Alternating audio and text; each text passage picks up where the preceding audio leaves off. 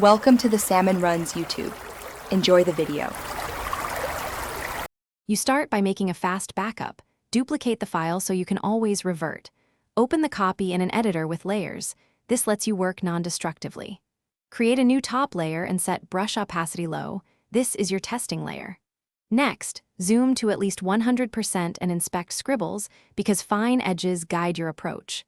Pick a small soft brush, sample nearby colors with Alt or Option, and prepare the clone/heal tools. Now you're ready to remove marks precisely. You'll remove Scribbles section by section because large wipes look fake. Start with textured regions. Use the clone stamp or healing brush. Sample close pixels frequently to match grain and color. Once done with texture, switch to line art. Use the pen tool for precise paths or make small selections and apply content-aware fill to preserve edges.